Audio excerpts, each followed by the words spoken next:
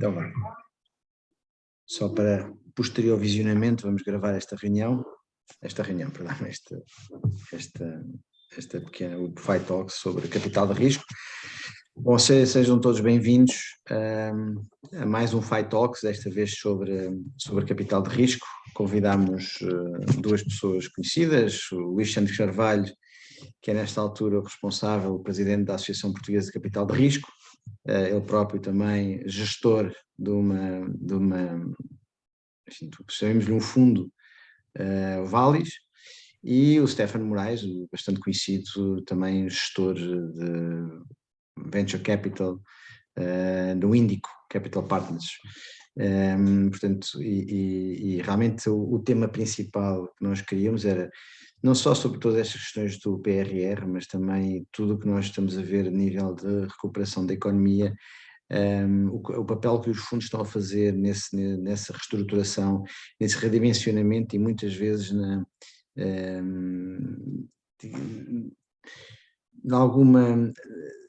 algum dimensionamento das empresas portuguesas, nomeadamente a nível de fusões, a nível de aquisições, a nível de concentração de empresas, nomeadamente para fornecer massa crítica para competir nos mercados externos,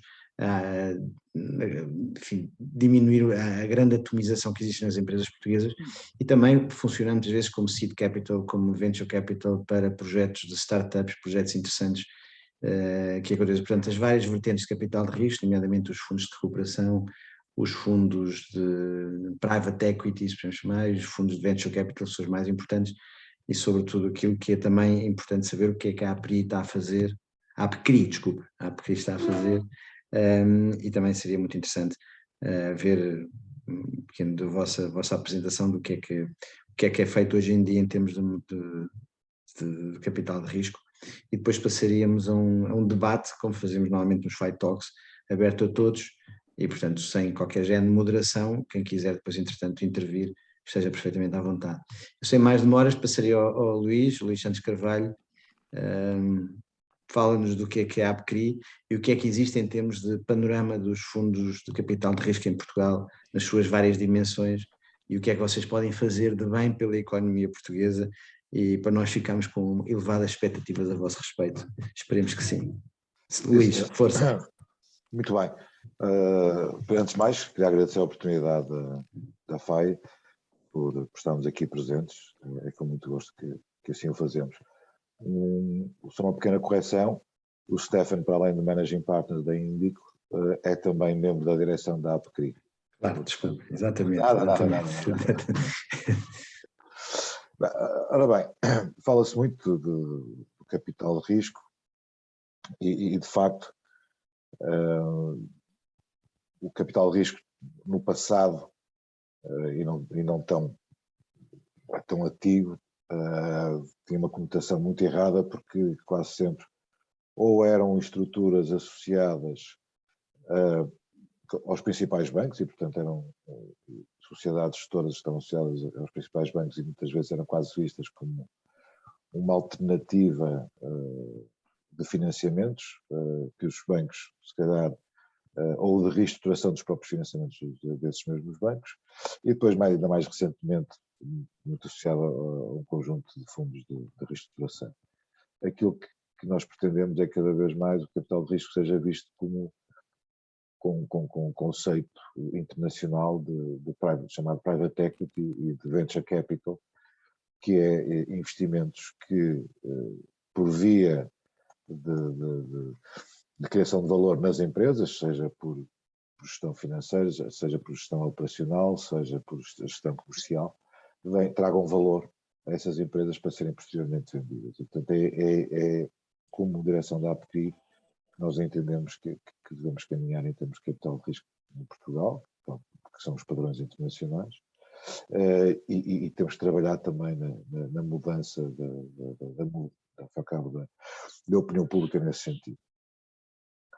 Recentemente, no final do ano passado, e esse propósito, e com o objetivo de evidenciar aquilo que nós, participantes da indústria, entendíamos ser a realidade, celebramos um protocolo com o ISCTE para fazer uma análise do impacto do capital de risco em Portugal na vertente económica, na economia portuguesa, ou seja, nas empresas. E o aspecto muito positivo desse estudo é que veio confirmar tudo aquilo que nós entendíamos os benefícios, serem os benefícios do capital de risco na sua generalidade, seja private equity, seja venture capital. Aquilo que se verificou, e fez-se uma análise temporal, portanto fez primeiro um questionário que circulamos por entre os associados da APCRI, por um lado, e também incluímos também algumas entidades que ainda não sendo associadas também participam no setor. E com esses dados, comparamos esses dados obtidos com os dados do próprio tecido económico nacional, para um período com início em 2010 e até 2019, sendo que não incluímos 2020, derivado da questão da pandemia. Tal como disse, a análise foi muito positiva, no qual se verifica de uma forma cabal que a intervenção de capital de risco trouxe elevados benefícios. Por um lado, temos volumes de vendas muitíssimo superiores nas empresas que foram participadas, ou ainda são participadas por fundos de capital de risco, relativamente à média nacional. Enquanto, em termos médios, as empresas portuguesas, durante esse período, reduziram as suas margens de EBITDA, as empresas participadas pelo capital de risco aumentaram também significativamente. O mesmo acontece com o investimento de capital fixo e, apesar de o setor ser muitas vezes conotado negativamente como um setor que aposta muito no corte de custos e daí derivado também no corte de emprego, verificamos que, em média, as empresas participadas pelo capital de risco cresceram em termos de emprego relativamente à média nacional. Isto reflete também, talvez, porque o tecido e o objeto-alvo do capital de risco em Portugal ser fundamentalmente constituído ou por empresas que estão mais em início de atividade, ou seja, venture capital, ou mais por PMEs. E a entrada, quer do venture capital, quer do private equity, permite a essas empresas crescerem e, ao fim e ao cabo, fomentar processos de investimento em capital fixo e que depois irão refletir, obviamente, em crescimento de vendas e melhorias de margem e aumentos de produtividade. Algo também que se verifica nesse estudo é que, apesar de, na média, as autonomias financeiras das empresas de capital de risco eram mais baixas, portanto estariam mais alavancadas, aquilo que se verifica durante o período de análise é que essas empresas participadas melhoram significativamente a sua própria autonomia financeira. E, portanto, novamente vem contra um bocado desses preconceitos ou paradigmas relativamente ao capital de risco, que é, em Portugal, de facto, a entrada dos fundos permite reforçar os capitais próprios das empresas. Bom, portanto, temos ao fim e ao cabo, a evidência do impacto positivo e, obviamente, o setor quer crescer. Tivemos já apresentações com o antigo governo exatamente sobre este estudo e sobre os méritos, como também já fizemos apresentações ao Banco Português de Fomento, portanto, associados ao mesmo assunto. Quer em termos do PRR, isso logo participámos por iniciativa própria no processo de consulta pública e daí apresentamos os nossos comentários, fomentámos muito a criação de estruturas de fundos por parte do Banco Português de Fomento, de forma a investirem em fundos de capital de risco nacionais, promovidos por sociedades todas nacionais, tendo em vista, por um lado, alguns processos de recapitalização, mas também processos de de crescimento, chamado Growth Capital, processos de aquisições que poderão estar associados a processos de concentração, de consolidação, mas como também processos de crescimento com aquisição de participações maioritárias em empresas, tendo em vista a aceleração do seu crescimento para mais tarde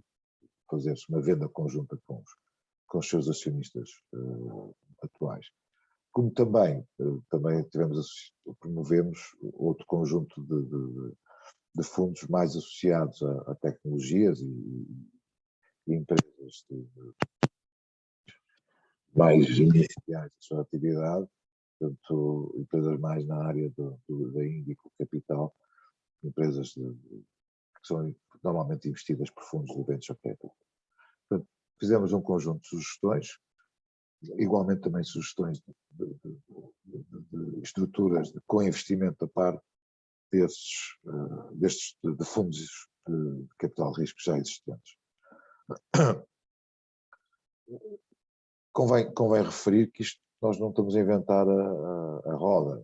Isto são estruturas que foram ou têm sido utilizadas em quase todas as jurisdições europeias, incluindo aqui os nossos vizinhos espanhóis. Até agora, algumas das nossas pretensões foram encontradas e vieram ao encontro de alguns dos nossos objetivos. Entendemos que temos ainda algo mais a ser feito, obviamente, e até em termos de discussão do PRR, todas estas questões relativamente às indefinições do governo e atraso na nomeação do governo irão trazer atrasos na sua própria execução e também formalização de novos programas. Stefan, não sei se queres adicionar mais alguns pontos sobre estes assuntos. Obrigado, Luís. Sim, em primeiro lugar, muito obrigado pelo convite. Ainda por cima sou também membro da FAI e muito obrigado por nos convidarem e por me convidarem a mim também para podermos aqui debater um tema que o Luís já introduziu de uma forma bastante abrangente, nomeadamente desta tentativa realmente que estamos a levar a cabo na APCRI de posicionar o capital de risco como uma grande oportunidade e não um grande risco. Eu diria que, de uma forma geral, e agora sem ser na perspectiva da APCRI, mas digamos investidor e tendo estado também previamente, tanto como investidor em private equity como em fundo de fundos e mais nos últimos anos dedicado a venture capital, há algumas evidências que nos saltam à vista quando nos comparamos com outras economias. Portanto, por um lado, toda a gente sabe que há uma grande falta de capital na economia, o Luís já falou deste tema, e que o capital de risco pode ser uma solução para este excesso de endividamento, rebalanceando com o capital. Por outro lado, uma coisa que nós notamos também muito, e eu tendo vivido também vários anos no estrangeiro e tendo estado envolvido nesta área, eu acho também que ao tecido empresarial português, e nomeadamente aos empresários, muitas vezes das PMEs, por vezes falta um bocadinho de ambição, ou seja, o que se nota nos países em que esta indústria está mais avançada é que as pessoas sabem que têm ali um instrumento à sua disposição para crescerem mais rápido, essencialmente. E aqui muitas vezes o que se nota é que as pessoas parece que só pensam no capital de risco, pelo menos na parte de private equity, quando as coisas estão a correr um bocado mal e, ai meu Deus, que tenho que arranjar aqui capital em algum lado. Isso dificulta muito, obviamente, a vida não só aos fundos, mas também aos empresários que não pensam, e nós na APCRI estamos a tentar passar também essa mensagem. Mas, portanto, esta ideia de mais crescimento e até consolidação, em vez de sermos donos de tudo, sermos donos mais pequenos de uma coisa maior, é algo que tem sido difícil na economia portuguesa. Depois também falta muito uma certa cultura financeira nas próprias empresas, ou seja, é preciso ter algum conhecimento financeiro para entender, não é complexo, mas enfim, para entender que existem estas alternativas e que as coisas se conseguem fazer. Há uma certa falta de cultura de transação nos empresários portugueses, também devido, em geral, à dimensão das nossas empresas, e também não ajuda, muitas vezes, questões contabilísticas que não são Eu lembro-me, já como empresário e não como investidor, que às vezes tentávamos fazer consolidações. Em Espanha era pior que Portugal, por acaso, mas as contas nem sempre refletiam inteiramente o que se passava na empresa. E isso também não facilita, porque depois nunca se chega a acordo de preço quando não se sabe exatamente o que é que está dentro da empresa. E depois vamos ver também do outro lado, ou seja, a culpa não é toda só, digamos, do tecido empresarial. Muitas das sociedades de capital de risco e dos fundos não têm muito track record e é difícil às vezes distinguir, para quem está de fora, a separação do trigo do joio. Escusado será dizer que em muitos casos no passado houve uma certa falta de transparência, para não dizer outras coisas, e portanto isso também não beneficiou a indústria. E por essas razões todas, digamos, porque não houve ainda um crescimento robusto da indústria que permitisse ter um track record, pelo menos a uma generalidade de players, e porque também às vezes não há um apetite tão grande como deveria haver e há noutros países, é uma indústria que tem alguma falta de capital. Ou seja, nós temos capital como indústria, mas podíamos ter muito mais capital, que seria muitíssimo necessário para as PMEs e mid-caps portuguesas. E, portanto, isso tem sido difícil, porque depois os investidores nos nossos fundos não estão habituados a investir na nossa classe de ativos. Portanto, isto é uma espécie de... Há um bocadinho de problemas em todo lado, não é? Os empresários têm as suas questões, os fundos têm as suas questões e quem investe em nós também tem as suas questões. Agora, onde é que está a parte positiva disto tudo? Existem inúmeras oportunidades, ou seja, tanto em private equity como nas reestruturações, como na área que eu estou mais dedicado hoje em dia, que é o venture capital, que mesmo assim é capaz de ser a área com mais concorrência internacional entre todas, mas posso estar errado. Existem enormes oportunidades, portanto é uma indústria. Portugal ainda está por explorar esta fileira toda de entregar muito mais capital e muito maior valor acrescentado às nossas indústrias, e portanto é por isso também que eu estou nesta indústria. Acho que é um bom negócio, de certa forma, e o Luís seguramente concordará comigo, mas pelas boas razões, no sentido em que nós podemos realmente aplicar imenso capital e expandir as nossas empresas e os nossos próprios negócios, que são negócios de gestão de ativos. Por último, dizer que talvez no que toca à minha área de venture capital, em que nós investimos essencialmente na área tecnológica, no que são vulgarmente conhecidas as startups e os unicórnios, isto para dar algum folclore aqui à questão, a verdade é que esse setor evoluiu de uma forma magnífica na última década. E houve uma espécie de uma ultrapassagem, um leapfrog, em que passámos do zero para termos hoje em dia algum reconhecimento até internacional, dentro da nossa escala, naturalmente, com toda a humildade, mas em que o ecossistema de tecnologia português das startups já alcançou alguma notoriedade internacional, que já não somos irrelevantes, digamos, ou seja, um país desta dimensão, que tem hoje em dia 7 unicórnios e mais 3 ou 4 que nós fizemos, que nós financiamos também, que não são só portugueses. Portanto, digamos que isso já é qualquer coisa. Isto é em si próprio uma surpresa, eu acho, tanto para a sociedade portuguesa, como às vezes até para os investidores internacionais, que na classe de ativos venture capital não olham para Portugal como o fim do mundo, olham como um player mais ou menos relevante. Isso é interessante. Claro que as pessoas não são tão boas como se diz, nem são tão más como se pensam, anda ali pelo meio, mas é interessante. E, portanto, esta seria tipo a minha análise assim, inicial do panorama, tentando complementar com uma perspectiva ligeiramente diferente o que o Luís já introduziu de uma forma muito completa. Obrigado aos dois. Quais são os principais obstáculos? Tu falavas na questão toda da mentalidade, a Stefano e também o Luís. Quais são os maiores obstáculos que vocês encontram?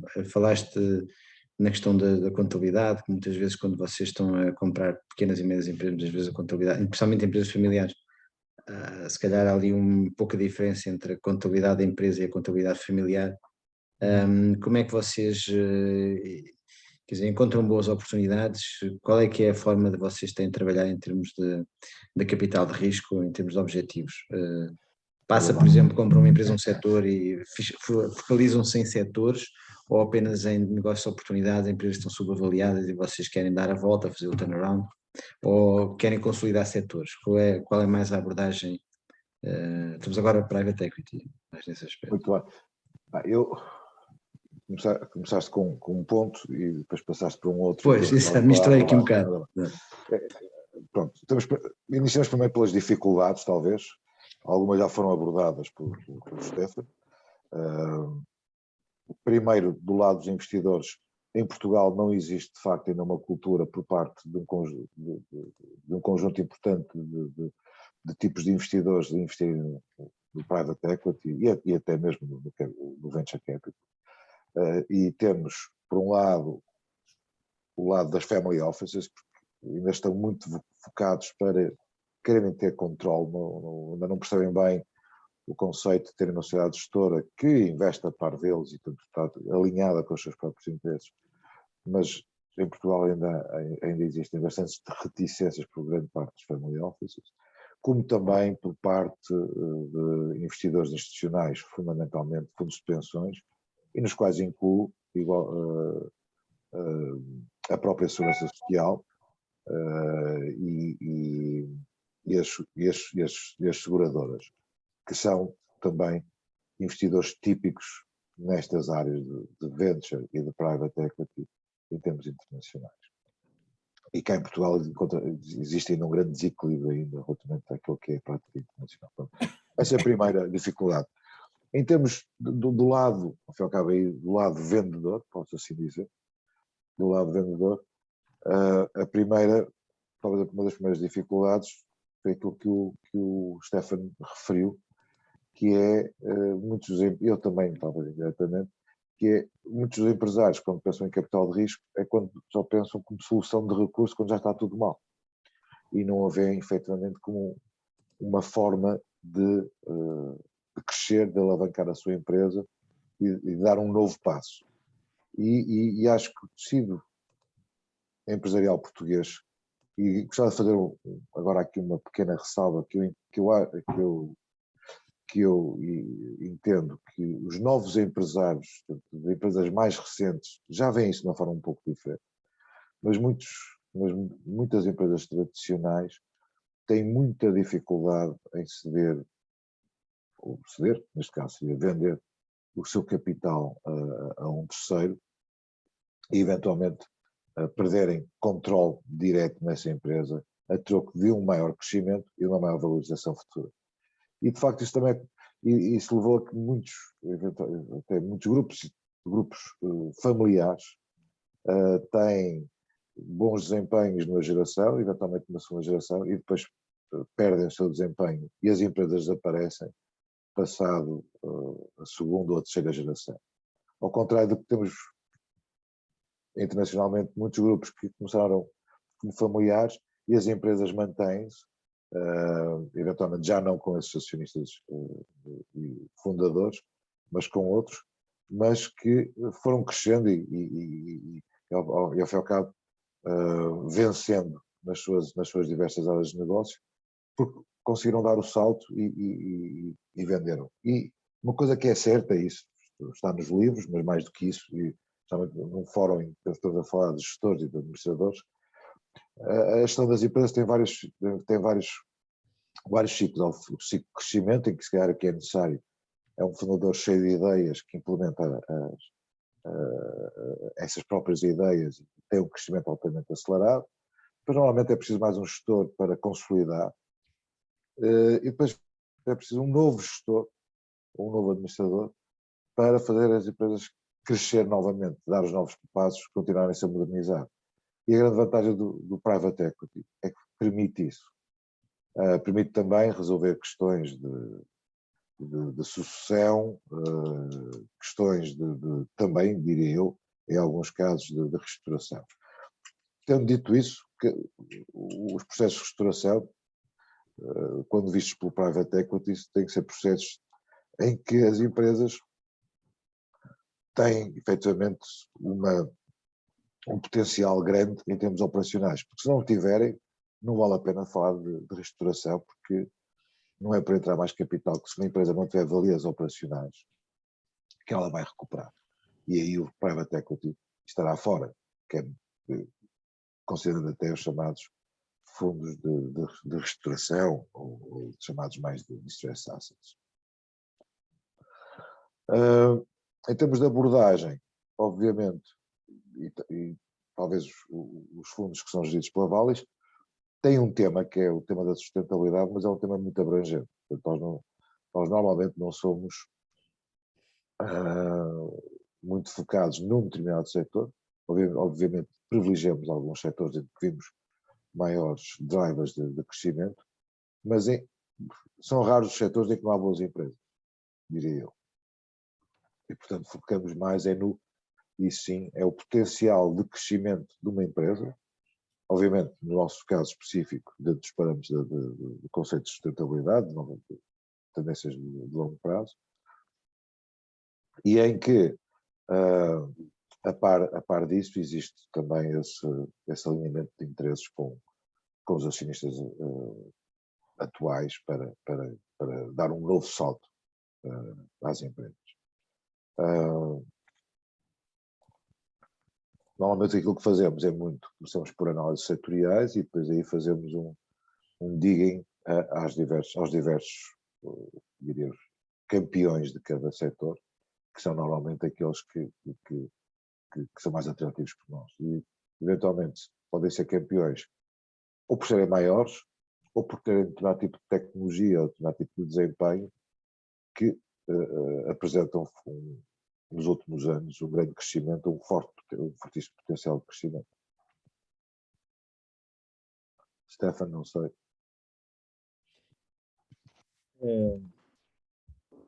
Não sei se, Paulo, se queres que eu responda na perspectiva mais do Venture Capital ou... Sim, uma questão só do Venture Capital, depois abrimos para as questões aí, com certeza que haverá bastantes, sim, mas uma breve incursão aí no Venture. Claro. Das dificuldades, digamos. Sim.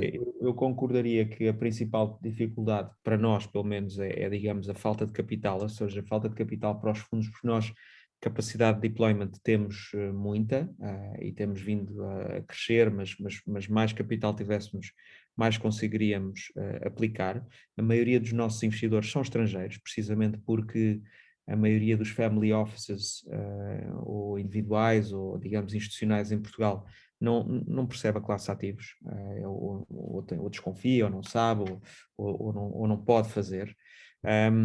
E há uma coisa, o cenário contrário está a acontecer no estrangeiro. Portanto, por causa das baixas taxas de juros que temos há mais de uma década, basicamente tem entrado imenso capital na nossa área. E isso também nos tem beneficiado a nós. Aliás, o surgimento da Índico surge, se calhar numa altura da história em que havia imenso capital, em que houve investidores de todo o mundo que nos permitiram, digamos, arrancar com o nosso projeto aqui há uns anos atrás. Mas também muito capital significa, obviamente, que a indústria de venture capital à escala mundial é muito mais pequena do que o private equity, e muito capital gera, de certa forma, alguma bolha também. E, portanto, nós vemos em particular que centros de grande confluência de tecnologia e capital, como Silicon Valley, mas também Londres, de certa forma Paris, Berlim, por várias razões, nem sempre ligadas ao setor privado, mas também à injeção de capital público, têm assistido realmente talvez a um excesso de capital. Isso leva a que haja uma inflação de preços, digamos, de avaliações, nomeadamente nas fases mais próximas da saída da empresa, portanto, mais o que se chama o later stage, tanto nos mercados privados como nos mercados públicos. Isso, por acaso, para nós, que estamos aqui no nosso cantinho, em Portugal ou na Península Ibérica, não é necessariamente mau, porque nós costumamos dizer que tentamos encontrar os Ronaldos quando o Ronaldo tem 5, 6, 7 anos, e depois treinamos o Ronaldo até ele ter 18 anos, isto tudo num espaço comprimido de 1 ano ou 2, e depois telefonamos ao Real Madrid e eles levam-no para ganhar a Champions. E, portanto, o nosso business model é muito esse, e, portanto, a nós até nos convém que os outros tenham capital em excesso e que nos venham, digamos, comprar a nós, ou pelo menos reavaliar as nossas empresas. Mas é uma preocupação na mesma. E porquê? Porque estas histórias, digamos, de sucesso mundial, por um lado, nós que trabalhamos muito com empreendedores jovens, portanto, são digamos, os entrepreneurs que têm 20, 30, 40 anos, mas em geral têm 20 e tais, 30 e poucos, são uma geração que, por um lado, só viu um bull market, portanto, a sua última década, que foi quando eles começaram a trabalhar, na sua perspectiva correu tudo bem, portanto eles foram trabalhar para o estrangeiro, estudaram, fizeram Erasmus, não sei o quê, as coisas correram todas bem, e a economia tem sido um boom na área em que eles estão, não é? Eles não são o português, digamos, comum, nem a PME comum, com muita gente a querer lhes dar dinheiro. Isso leva a um sentimento reforçado de uma geração que já em si própria é, digamos, que tem uma autoestima muito elevada, pelo menos publicamente, com uma sensação de selfie e Instagram, etc., com toda a gente a querer, digamos, dar-lhes carinhos e dinheiro para cima, etc. E isso causa alguns problemas. E nós somos muitíssimo críticos e tentamos, digamos, educar a miudagem para eles não ficarem tipo jogadores de futebol deslumbrados, porque há um risco muito grande depois de governance e de má gestão, essencialmente, que nós tentamos mitigar, mas é um fenómeno difícil de controlar no sentido em que, se não formos nós, haverá outros, e haverá outros no estrangeiro quando as coisas correm bem. Eles têm ali uma década de ascensão muito rápida, como se fossem jogadores de futebol. Tendo dito isto, realmente, para nós tem sido muito bom, porque como o setor do venture, de certa forma, aí é ligeiramente diferente do private equity. Portanto, nós trabalhamos para criar campeões mundiais e trabalhamos para que venham outros fundos globais tomar conta até ao IPO em Nova York ou no Nasdaq, ou enfim, ou um trade sale a uma grande empresa tecnológica que nos compra. Enquanto que o private equity em geral são empresas mais maduras, que também crescem, mas que não crescem de uma forma tão meteórica e que se fazem vendas, digamos, de uma forma diferente, não tão meteórica, um negócio mais estável, de certa forma. E, portanto, nós fazemos esse trade, ou seja, é um trade de entrar cedo, com mais risco, mas preparando, a chave aqui é selecionar muito bem. Portanto, para vos dar uma ideia, nós vimos 2.200 oportunidades de investimento nos últimos 3 anos e investimos em 27. Só que essas 27, onde investimos 30 milhões, já angariaram mais de 1.000 milhões de euros em 3 anos no nosso portfólio. Portanto, é por isso que estamos com a ARR dos fundos de 49%, e portanto as coisas têm corrido muito bem. Mas isto também, enfim, pode ser efêmero e pode mudar a qualquer momento. Portanto, são situações um bocadinho diferentes do private equity, mas eu acho que há um problema comum, que é um problema de que os investidores portugueses também não estão a beneficiar muito, pelo menos dos nossos retornos, porque há poucos, e quem está a beneficiar realmente dos nossos investimentos são os grandes investidores estrangeiros que investiram em nós aqui nos últimos 3, 4 anos e que apanharam, digamos, a alta toda até agora. Há portugueses, obviamente, há muitos, mas a maioria são estrangeiros, realmente. Bom, abrimos então as questões. Se alguém tiver já, pode avançar, não é necessário inscrever-se.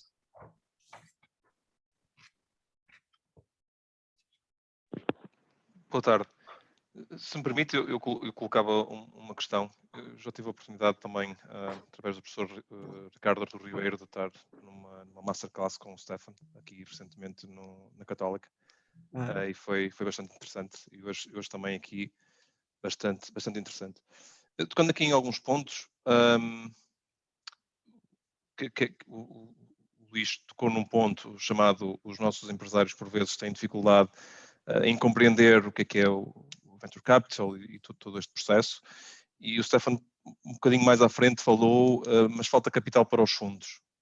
Ou seja, nós temos as duas vertentes. Por um lado, os empresários têm alguma dificuldade em ir buscar o dinheiro. Por outro lado, os portugueses não colocam dinheiro nos fundos e vêm os estrangeiros e colocam e acabam por tirar o rendimento, conforme estava aqui a falar. Isto leva-nos ao ponto de sempre, que batemos constantemente, da iliteracia financeira que o nosso país tem e as dificuldades que o nosso país tem. Há alguma iniciativa, o que é que nós podemos, o que é que está a ser feito a esse nível para mudar este paradigma e para que realmente, qual é a pressão que estamos a fazer, como é que conseguimos chegar a essas mudanças e passarmos de uma situação em que as pessoas não sabem o que é que estão a falar e por isso têm receio e não colocam o dinheiro, ou os empresários não vão buscar o dinheiro para poder fazer os investimentos e alavancarem as organizações para um outro nível, não é? E por aí fora. O que é que está a ser feito a esse nível em Portugal? Se é que alguma coisa está a ser feita a esse nível. Porque senão, daqui a 2 anos, estamos noutro masterclass, noutra situação, e estamos a falar exatamente do mesmo. Deixo a pergunta em aberto, se puderem responder. Não... Ora bem, eu diria, começando pelos empresários,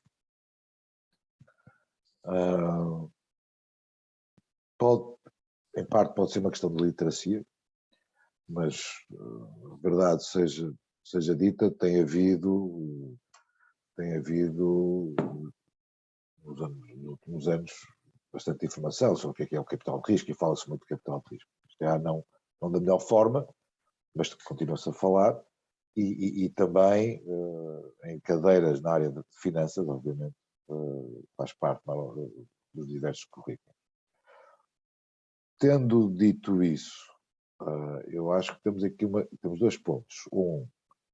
Uma questão, e volta àquilo que já tínhamos dito, que é, muitos empresários têm até receio de dizer aos seus empresários amigos, entra-me um capital de risco, porque os amigos vão dizer, mas a tua empresa estava em dificuldades, ou estavas a precisar de dinheiro, ou levantam essas questões, que é errado. E, portanto, aí não é tanto até literacia, mas que há muito mais de comunicação, e temos tentado, e este ano já fizemos algumas peças, já colocamos algumas peças na comunicação social, com esse objetivo de tirar essa conotação negativa, e vai ter que ser um processo. Isto é um processo, não é? É quase, quando falamos de percepção, as percepções não se mudam, não se alteram de um dia para o outro, é algo que vai demorando mais tempo. E tal como disse, acho que os novos empresários, não só na área de venture, mas já de empresas mais consolidadas, já têm uma perspectiva um bocado diferente. Depois há outro problema, e aí eu diria que, infelizmente, ainda é muito típico português, que muitas vezes as pessoas preferem ser reis de um pequeno reizinho, ou de um pequeno, nem diria um condado, mas uma pequena freguesia, do que serem barões de um império. E isso é algo que não só nas empresas, mas vemos e verifica-se num conjunto de situações de ordem prática na vida real. E, obviamente, isso é negativo, porque aquilo que se nota muito em muitos outros países é mesmo esse próprio entendimento. Olha, as empresas têm esse tal ciclo, agora é a melhor altura para sair. Bem, a pessoa vai sair para quê? Olha, porque se calhar já atingiu, ou vai vendo uma maioria, porque, olha, eu andei para aqui, principalmente na primeira geração, já fundei esta empresa, todo o dinheiro todo o dinheiro que eu tinha está nesta empresa, portanto, se calhar é uma altura de eu começar agora a amealhar algo, até para mim, para ter uma maior qualidade de vida, por um lado, se calhar vou estar menos envolvido na gestão, mas vou estar a acompanhar um crescimento em que, para além de agora receber, e portanto ter, entre aspas, um mealheiro para reforma e para gerações futuras, poderei ainda vir a mealhar mais no futuro com esse crescimento. Mas ainda há poucos empresários com esse tipo de sentimento. E há outros que ainda são mais novos, ainda estão cheios de força, e podem passar pelo mesmo processo, mas quando saem, eventualmente podem, com as suas, porque eles são pessoas de imenso valor, são empresários de muito valor, e se calhar o que os entusiasma, o que lhes dá aquele clique, é de facto criar empresas e fazê-las crescer. E não tanto entrar depois no ramo do negócio mais, ou que torna-se necessário ter, eventualmente, para ter uma gestão mais profissional, porque depois começam a ser muitos pontos que são necessários abranger, e podem eles próprios, com o dinheiro que receberam dessas próprias vendas, para além de amelhar algo para as suas reformas e ficarem mais tranquilos, avançar para novos projetos, que é algo que os entusiasma. E isso é o que se verifica muito, por exemplo, nos Estados Unidos, mas não só, com uma série de empresários. Criam, crescem, saem, voltam novamente a criar e a crescer. E portanto, aí... Nos Estados Unidos, por exemplo, no final de um curso universitário, em muitas situações, os estudantes são colocados numa posição de criar uma organização, uma empresa. Nós não temos essa cultura cá, não é? Ou seja, não há esse... já existem, que a dimensão é outra, não é? Mas, claro, mas já existem, somente estamos a falar aí já mais de cursos de MBAs, em que os estudantes são incentivados a implementar projetos de investimento. Isso já existe. É óbvio que não será em todas as universidades e também depende muito do funding por trás, porque normalmente esses próprios projetos são depois, existe quase um seed capital feito pela própria universidade a promover isso. Mas, diria eu, e o Stefano me corrija, neste momento, estamos a falar de projetos com valias, há capital. E há capital que é por via de fundos como o de Stefano, como também ainda coisas mais pequenas, de business angels, etc. E existe algum capital, até associado ao próprio Banco Português de Fomento, focado nisso. Mas, quer dizer, acho, não tenho muito mais a dizer. Stefano, não sei se tu queres... Eu acho, complementando, acho que há 3 coisas que me levam a ter alguma esperança até positiva, ou seja, por um lado há o efeito demonstrativo, ou seja, eu acho que à medida que se vai falando cada vez mais e se vai vendo exemplos, muitas vezes quando nós fazíamos fundraising aqui há uns anos, as pessoas diziam, mas disso tudo o que vocês fizeram, alguma coisa que eu conheça? Ou seja, à medida que vão saindo livros, artigos, etc., é por isso que nós também comunicamos muito, não é uma questão só de vaidade, ou seja, é que é preciso comunicar muito para se ir inculcando esta questão de que não, isto funciona, isto há exemplos, as pessoas estão a ganhar dinheiro, etc., é bom para todos. Portanto, eu acho que esse efeito demonstrativo está a ter, em Venture Capital claramente funciona, e depois há um outro efeito geracional que se junta a esse, ou seja, realmente as novas gerações e em grande parte das universidades, eu não sei se eles são todos obrigados ou incentivados a fazer negócios, mas que há uma grande parte, nomeadamente nas universidades de engenharia, que já pensa na alternativa de criar a sua própria empresa em vez de ter um emprego à saída da universidade, não quer dizer que isso seja bom, isso eu acho que as pessoas iam todas trabalhar uns aninhos antes de fazer as suas próprias coisas, mas, ou seja, esse espírito já está lá, portanto eu acho que tal como na mudança geracional no private equity se nota que os filhos e os netos já estão, se calhar, mais preparados, às vezes até por terem um apego diferente ao negócio ou menos apego, para ceder uma parte do controle, crescer ou mais ambição, né? Em tecnologia também se vê isso. A terceira parte, além do efeito demonstrativo e do efeito geracional, que eu acho que estão em curso de uma forma positiva, mas que tardarão o seu tempo, enfim, que isto também nada se faz em pouco tempo, são os incentivos, e aí a APCRI realmente, tal como o Luís estava a referir ao início, pode ter um papel muito interessante, que é na influência, na medida do possível, e positivo, obviamente, e transparente, junto do governo e de todos os atores, o BPF, os governos, os ministérios, para que sejam dadas condições para que se incentiva que, por exemplo, haja instituições que investam na nossa indústria, para que não se façam mudanças nos regulamentos da nossa atividade que sejam prejudiciais e coisas do género. Ou seja, eu acho que também o projeto, enfim, de nós pertencermos, para o qual o Luís me convidou para esta direção, tem muito a ver com isso, dar uma voz à indústria que foi sempre uma indústria pequena e que não estava particularmente unida, nem por razões, nem porque devia, nem porque não devia, simplesmente porque não estava, e de termos realmente um conjunto de pessoas que possam tentar influenciar positivamente para nós, mas também para a indústria e para a sociedade e para a economia, de forma a que esta indústria deixe de estar na cauda da Europa, porque realmente quando vemos as estatísticas, nós temos uma percentagem baixíssima do PIB, é mais um daqueles indicadores que somos dos piores, não é? E não há razão para isso, portanto, mas olhando para a parte positiva, ou seja, temos imenso para crescer, o capital está lá, pode estar mais, vamos obviamente trabalhar para isso, mas podemos realmente ter, a economia portuguesa ainda não sofreu, digamos, o efeito positivo do capital de risco. E isso é uma boa notícia, ou seja, ainda podemos crescer imenso, e as nossas empresas podem crescer imenso com capital privado que seja gerido por nós e aplicado em empresas que o mereçam, não é? Bem, esperemos. Obrigado. Eu gostava de dar um pequeno contributo. Força. Boa tarde a todos. Eu sou sócio da Fingest e nós somos um dos atuantes no ecossistema entre as empresas e os private equities, Eu gostava apenas aqui de dar um ângulo diferente e, no fim, de colocar duas perguntas. A nossa visão, ou pelo menos a minha visão, é que o capital de risco não é só capital, é também essencialmente um negócio de pessoas.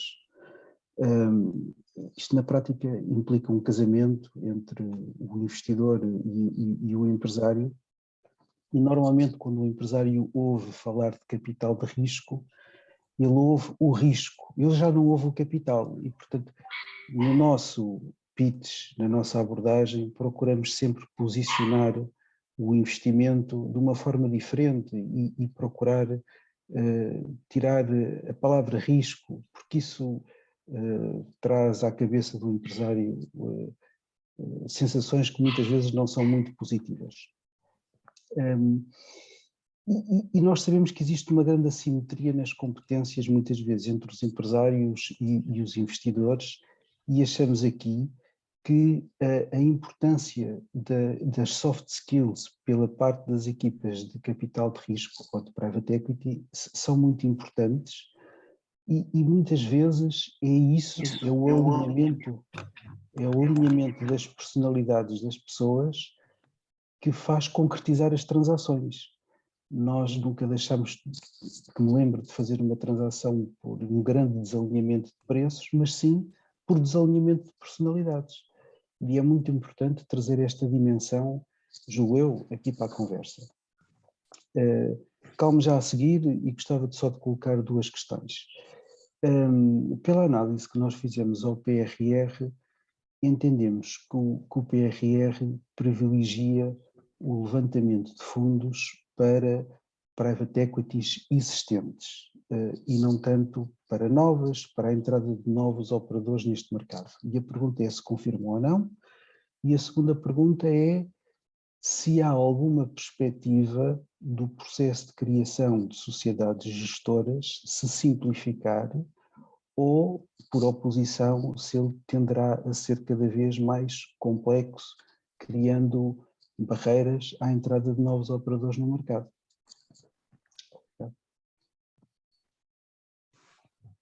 Bom, primeiro ponto, começando pelo fim, diria eu que até agora com o objetivo da CMVM, com este novo regime de gestão de ativos que está em consulta pública, o objetivo é simplificar os processos relativamente a empresas de menor, fundamentalmente a empresas de menor dimensão, sociedades todas de menor dimensão. Tendo dito isso, e talvez até por experiência prática, a criação e constituição de sociedades de gestoras não é um grande problema. Eventualmente o problema é depois o chamado processo de levantamento de fundos e a atração de investidores. Temos de ter também consciência de que, e agora, se calhar, usando as terminologias, quer o private equity, quer o venture capital, não se pode esquecer que o grande objetivo desta atividade é trazer rentabilidade para os seus investidores. Qualquer sociedade gestora de fundos, o grande objetivo que ela tem, e isso é um objetivo claro, é trazer e oferecer aos seus investidores as rentabilidades alvo.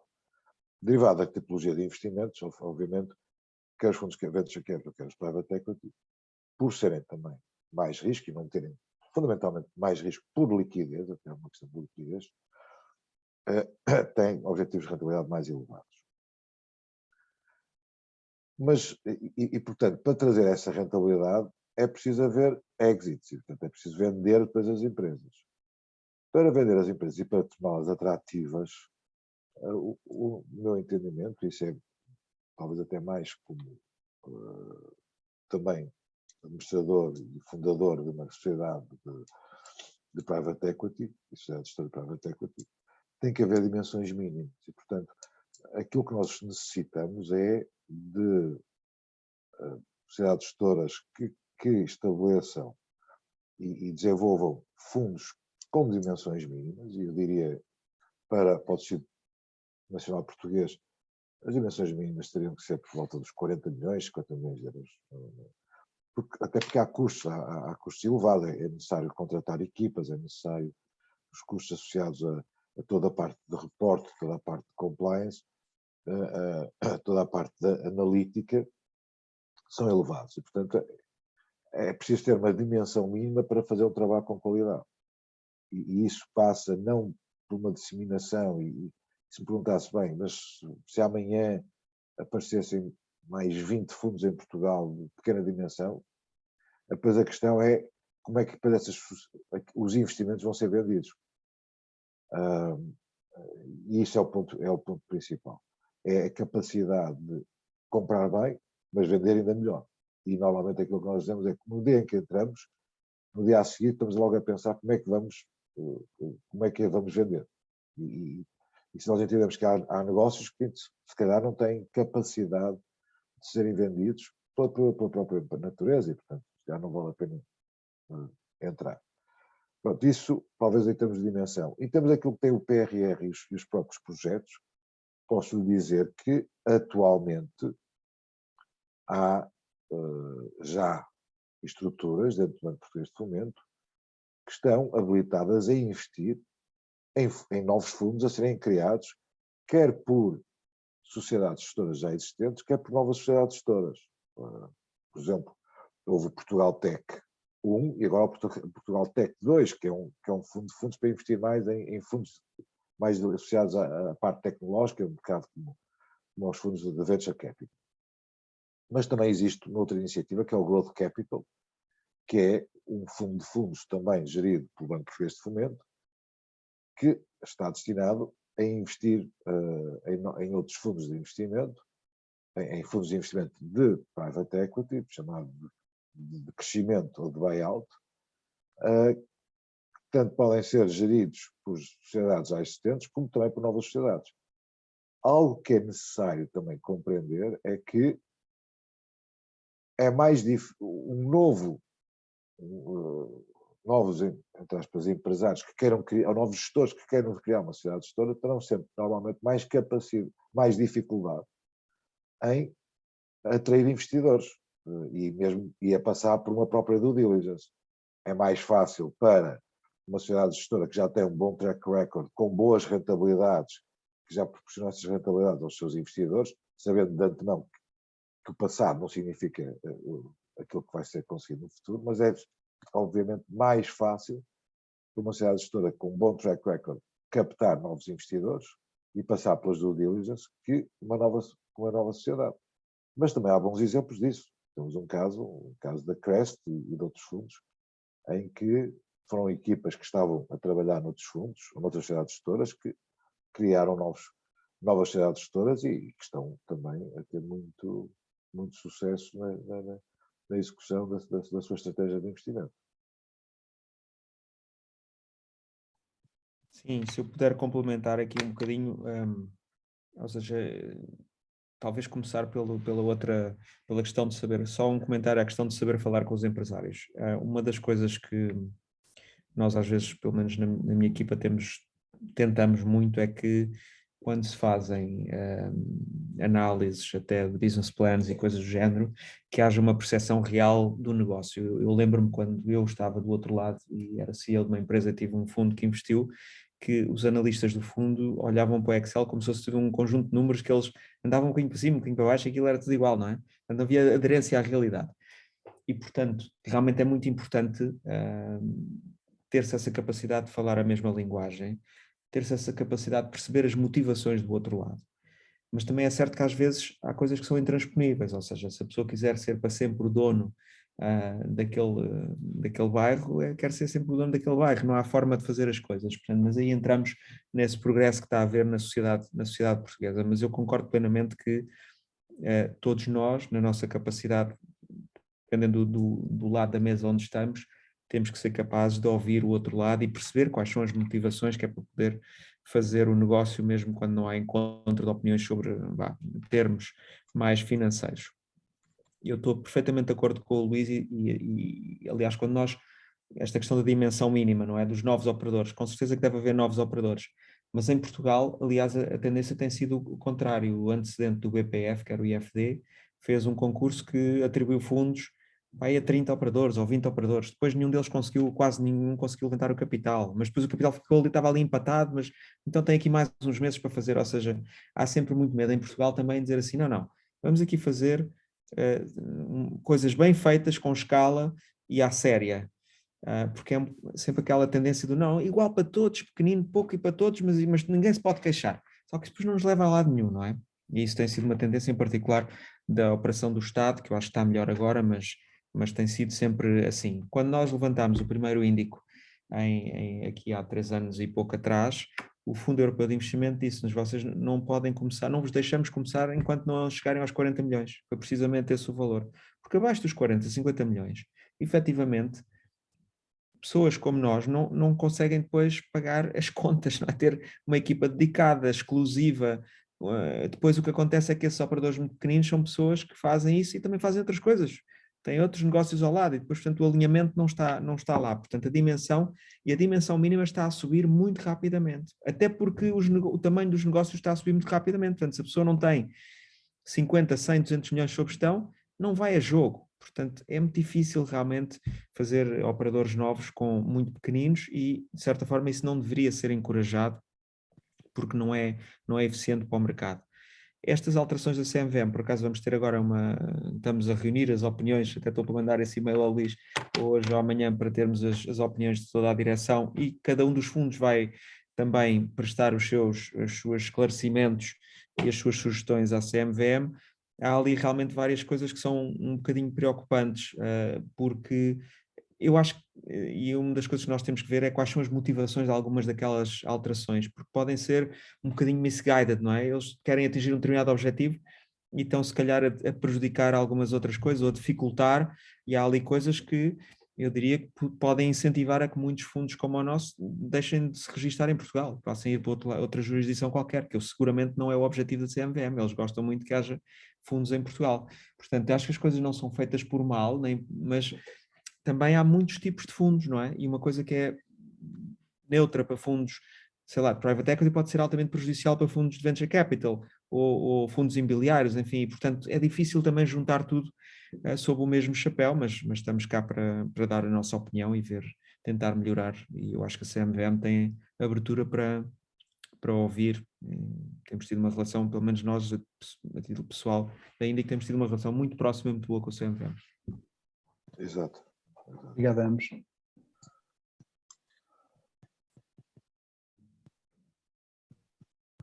ninguém tem mais perguntas, vamos encerrar a hora este nosso Fight Talks, 1 hora certa. Mais uma vez quero agradecer imenso ao Luís Santos Carvalho e ao Stefano Moraes, membros da direção da APCRI, e ambos associados do FAI, o Luís Santos Carvalho pela Valis e o Stefano Moraes individual, e aos restantes associados do FAI também pela vossa presença, e um tema que provavelmente iremos voltar, porque é um tema incontornável quando se trata da reconfiguração da economia portuguesa. Muito obrigado a todos, mais uma vez, regressamos com o próximo Fight Talks. Até à próxima. Muito obrigado. Obrigado, um abraço. Obrigado, até a próxima.